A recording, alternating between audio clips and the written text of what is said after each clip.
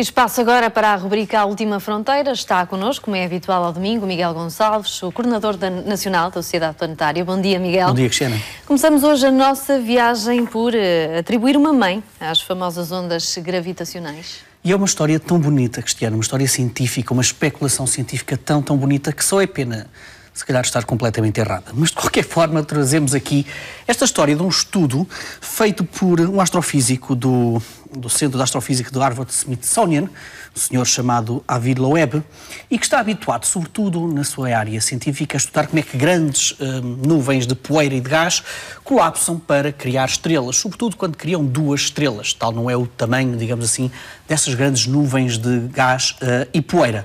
E sentiu-se inspirado, muito inspirado, quando viu o anúncio da detecção de ondas gravitacionais provenientes da fusão de dois buracos negros gigantescos, um de 29 e outro de 36 massas solares, que se fundiram para criar um único buraco negro de cerca de 60 massas solares. E então ele começou a pensar, bom, já que eu estou tão habituado a estudar a fusão ou melhor, um colapso, digamos assim, de grandes nuvens para criar duas estrelas, será que estes dois buracos negros são o resultado também de algo semelhante? E então criou um modelo teórico muito interessante, que tem um certo suporte observacional, que pode ser enganador, que já lá vou, e diz mais ou menos o seguinte, bom, se calhar estes dois buracos negros vem de uma mãe, é como se fosse uma mãe grávida de dois gêmeos. E então esta grande estrela de enorme massa, cerca de 100 vezes a massa solar, acabou a sua vida numa gigantesca supernova, uma grande explosão, mas à medida que o centro, o núcleo desta estrela foi colapsando, a estrela estava a girar mas tão rapidamente que, em vez de originar um buraco negro, gerou dois buracos negros, precisamente os dois buracos negros associados a estas ondas gravitacionais, e que estavam separados, imagina tu, apenas pela distância de cerca de um planeta, Terra. A distância entre estes dois buracos negros associados a esta mãe estelar gigantesca. Ora, quando estes dois buracos negros se fundiram para originar aquele único buraco negro, provavelmente, de acordo com esta teoria deste astrofísico, quando isso acontece, há uma injeção, digamos assim, de raios gama, a radiação mais poderosa, mais energética do universo. E, curiosamente, ele encontrou nos dados observacionais do telescópio espacial Fermi, precisamente utilizado para detectar este tipo de radiação, um sinal de raios gama, cerca de 0,4 segundos após a detecção das ondas gravitacionais e mais ou menos naquela zona associado a este evento. E ele ficou absolutamente radiante. Então, se calhar, a minha teoria tem toda a lógica. Então, se temos o colapso de uma grande estrela que dá origem a dois buracos negros que depois se fundem e ainda por cima temos então aquela radiação gama, então a minha teoria toda bate certo. E ele ficou, obviamente, muito contente. Mas onde é que isto corre mal? Isto corre mal porque um outro telescópio observacional que estuda também a radiação gama, o telescópio europeu integral, também olhou mais ou menos para aquela zona do céu e, ao contrário do Fermi, não detectou nenhuma emanação de radiação gama. Olhou para ali e não encontrou rigorosamente nada. Bom, isso é problemático. Quer dizer, se um detecta e o outro não, então se calhar nós não temos aqui propriamente grandes certezas. E onde é que está a outra fragilidade desta teoria, desta maternidade, digamos assim, desta mãe para estes buracos negros? Está precisamente naquilo que eu salientei há bocado. É que ele encontrou esta radiação gama, 0,4 segundos depois das ondas gravitacionais, mais ou menos naquela zona do céu. Ou seja, ele também não consegue precisar se esta radiação gama está ou não diretamente ligada àquela junção daqueles dois buracos negros enormes.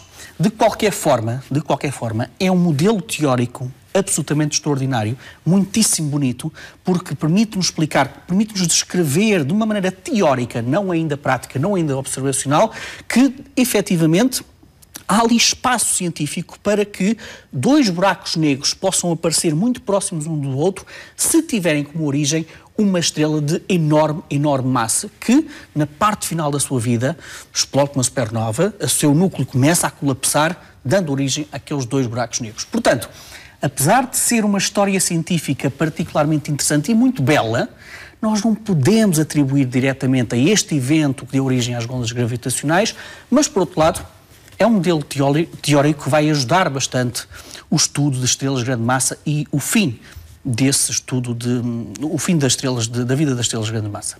Miguel, trazes ainda hoje novidades de Caronte e também do suposto planeta 9. Caronte, por uma razão simples, é que esta semana também ficou marcado pela revelação de algumas imagens, algumas delas já conhecíamos, de Caronte, provenientes da sonda New Horizons, e de uma teoria também para algumas das estruturas que nós associamos na zona equatorial de Caronte. E a imagem que nós vamos ver de seguida representa a zona de Serenity Chasma, precisamente em Caronte, que é uma cordilheira tremenda, Cristiana, tem cerca de 1.800 km de comprimento e algumas zonas chegam até a ter cerca de 7,5 km de profundidade.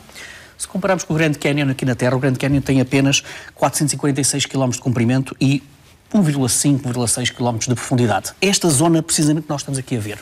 E os cientistas da New Horizons olharam para esta zona, para esta cordilheira, e pensaram o seguinte: bom, aqui pode estar a evidência direta de que nos primeiros tempos de Caronte, na sua infância e eventualmente até na sua adolescência, provavelmente por baixo desta superfície havia um oceano de água líquida. Água líquida, portanto, aquecida através sobretudo de duas fontes: o decaimento radioativo e ainda o calor primordial dos primeiros tempos do Sistema Solar. Nós conhecemos essas fontes de calor. A Terra também tem parte do seu interior quente, também tem como origem essas fontes. E, portanto, de acordo com a teoria, aquele oceano de água líquida existia nos primeiros tempos de Caronte, mas à medida que foi passando o tempo, os milénios, os milhares de milhões de anos, aquele oceano ficou cada vez mais frio, até congelar. O que é que acontece à água quando congela? Aumenta de volume. E, portanto, aquilo que nós estamos a ver em Caronte, provavelmente, são as cicatrizes dessa expansão do oceano que passou de água líquida para congelado e, então, fez algumas erupções, digamos assim, à sua superfície que podem justificar estas imensas cordilheiras que nós encontramos em Caronte. Portanto, não deixa de ser curioso que esta teoria aponta-nos para mais uma lua com água líquida no passado, ainda por cima nos confins do Sistema Solar. Mas já agora vamos ficar também nos confins do Sistema Solar para dar algumas notícias interessantes sobre o Planeta 9, o famoso Planeta 9, que foi há algumas semanas anunciado não como se existisse, mas como alguns modelos teóricos apontam para a sua existência. Ainda não temos nenhuma imagem desse Planeta 9, em boa verdade nós nem sequer sabemos se ele ainda existe, mas há modelos computacionais que ajudam a descrevê-lo. Bom, então, esta semana ficou marcada por dois estudos, um deles que aponta que, sim, existe, e outro que põe algumas dúvidas. Vamos começar pelas dúvidas de um estudo que diz que este Planeta 9, no fundo, admitimos a sua existência porque ele afeta a órbita de alguns corpos ali nas redondezas, que nós não conseguimos justificar que não, através da presença de um planeta enorme, com cerca de 10 vezes a massa da Terra, nesta zona tão distante do Sistema Solar. Neste novo estudo, os cientistas dizem que se calhar não será um planeta, se calhar será uma segunda cintura, um segundo cinturão de Kuiper. Nós sabemos que existe para lá de Neptuno um grande cinturão onde vivem uma série de corpos gelados e se calhar o que nós estamos a assistir é o efeito provocado por um segundo cinturão, para além deste cinturão de Kuiper, que terá mais ou menos a massa da Terra e que pode influenciar também a órbita destes corpos que nós não conseguimos explicar de outra maneira. Estes estudos, pelo menos, têm uma grande vantagem, que é o seguinte: todos eles admitem que nós temos que encontrar mais massa para lá de Neptuno que possa explicar algumas órbitas, para além de Plutão até, que possa explicar a órbitas de alguns corpos. Há quem diga que, de facto, o planeta 9 explica essa perturbação. Agora, este estudo diz que pode até não ser um planeta, mas sim um cinturão de uma série de outros corpos que, se tiver a massa, o total da massa daquilo for uma massa da Terra, então pode explicar aquelas órbitas. Portanto, algumas incertezas ainda sobre este Planeta 9. Por outro lado, apareceu também um outro estudo que, curiosamente, fez uma análise de cerca de 1.500 medições individuais da posição dos planetas do Sistema Solar, utilizou, curiosamente, a sonda Cassini. Imagina tu, a Cassini, que já nos deu imagens fabulosas de Saturno e das suas luas, descobertas notáveis, está a servir agora também para tentar justificar a existência de outro planeta muito longe de nós. E então, o que é que dizem estes investigadores? Dizem que, efetivamente, o Planeta 9 existe E, de acordo com os dados que nós temos da observação da posição dos planetas, nós até conseguimos dizer onde é que ele pode estar e onde é que ele pode não estar. Ou seja, este estudo permite traçar uma órbita teórica, obviamente, neste momento, deste planeta 9, e tem este grande mérito, é que consegue eliminar já cerca de 50% da órbita onde provavelmente este planeta 9 não estará. E, portanto, é um novo estudo que diz, sim, o planeta 9 existe, e, por outro lado, nós conseguimos traçar onde é que ele pode estar neste preciso momento, utilizando romanticamente a sonda Cassini. Também. Muito bem, Miguel. Para terminar, temos agora um minuto para falar da supernova de magnitude escolar. De magnitude escolar, precisamente. É a nossa homenagem ao Clube de Astronomia da Escola Secundária Adolfo Portela e ao seu professor, que é também o coordenador deste grupo, o professor Álvaro Folhas, que conseguiu aceder a tempo de observação a alguns telescópios profissionais, graças à participação e ao apoio do Núcleo, que é uma organização que junta astrónomos profissionais, amadores, curiosos e não só, que faz um trabalho extraordinário com as escolas para esta interligação entre as escolas e a astronomia profissional.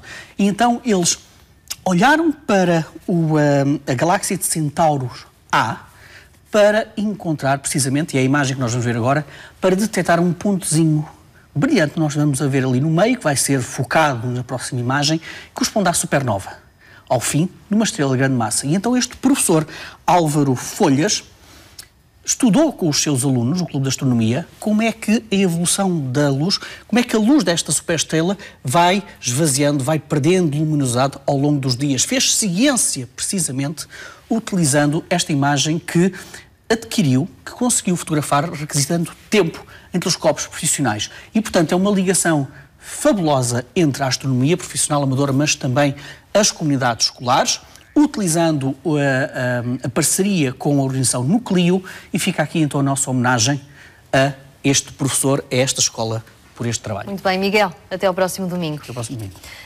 Nós fazemos agora uma breve pausa, voltamos já a seguir à hora certa para a terceira hora de Bom Dia Portugal. Até já.